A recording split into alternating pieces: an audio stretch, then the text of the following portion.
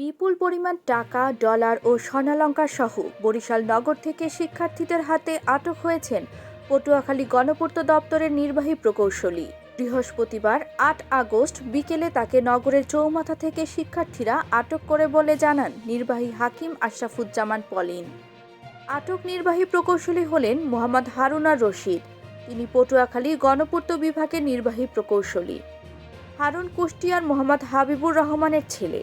শিক্ষার্থী নাজমুস সাকিব বলেন, নগরের সিএনবি রোড হাতিমালি কলেজ চৌমাথা এলাকায় যানবাহন চলাচলের শৃঙ্খলায় নিয়োজিত রয়েছেন শিক্ষার্থীরা। বৃহস্পতিবার বিকেলে 4:30টার দিকে পটুয়াখালী থেকে একটি প্রাইভেট কার আসে। প্রাইভেট কারটি থামানোর পর স্থানীয়দের সন্দেহ হয়। তখন প্রাইভেট কারের পেছনের ব্যারিয়ার খোলার পর কালো রঙের একটি ব্যাগ পাওয়া যায়।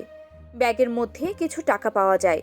তখন প্রকৌশলীর স্ত্রী বলেন, ওটা আমাদের পার্সোনাল টাকা। কিন্তু আস্তে আস্তে আরও টাকা বের হচ্ছিল। পরে আর্মিকে খবর দেওয়া হয়। সেনাবাহিনী ও নির্বাহী ম্যাজিস্ট্রেট এলে তাদের কাছে দেওয়া হয়। নির্বাহী ম্যাজিস্ট্রেট আশরাফুজ্জামান পলিন বলেন, পটুয়াখালী গণপূর্ত দপ্তরের নির্বাহী প্রকৌশলী মোহাম্মদ হারুনা রশিদের গাড়িতে টাকা, ডলার ও স্বর্ণালংকার পাওয়া গেছে। টাকা সম্পর্কে কোনো সদুত্তর দিতে পারেননি তিনি।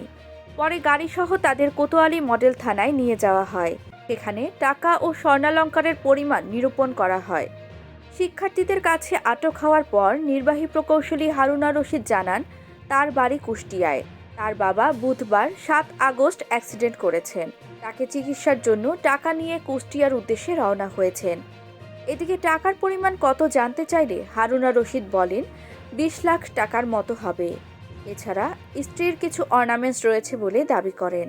তবে রাতে থানায় গণনা শেষে বিএনসিসি সুন্দরবন রেজিমেন্টের সুজন হোসেন জানান, তার কাছে বাংলা টাকায় ২৭ লাখ টাকা ও ১২ লাখ টাকা মূল্যের ডলার সহ মোট ৩৯ লাখ টাকা পাওয়া গেছে। এছাড়া প্রায় ১ কেজির মতো অলংকার রয়েছে। এ বিষয়ে দুর্নীতি দমন কমিশনের সঙ্গে কথা বলে ব্যবস্থা নেবে পুলিশ। যদিও কর্মবিরতিতে থাকায় কোতোয়ালি মডেল থানার কোনো পুলিশ কর্মকর্তা এ বিষয়ে আনুষ্ঠানিক কোনো বক্তব্য দেননি। তবে $১০,০০০ সহ প্রায় ২৬ লাখ টাকা ওই প্রকৌশলীর গাড়ির ভেতরে থাকা ব্যাগে তল্লাশি করে পাওয়া গেছে বলে প্রাথমিকভাবে জানিয়েছেন তারা। সেই সঙ্গে স্বর্ণালংকারের মধ্যে সব স্বর্ণের নয় বলে জানিয়েছেন প্রকৌশলীর স্ত্রী। নিত্য নতুন সব খবর পেতে নিউজ হিউজ বিডি চ্যানেলটি লাইক, কমেন্ট ও সাবস্ক্রাইব করে সাথেই থাকুন।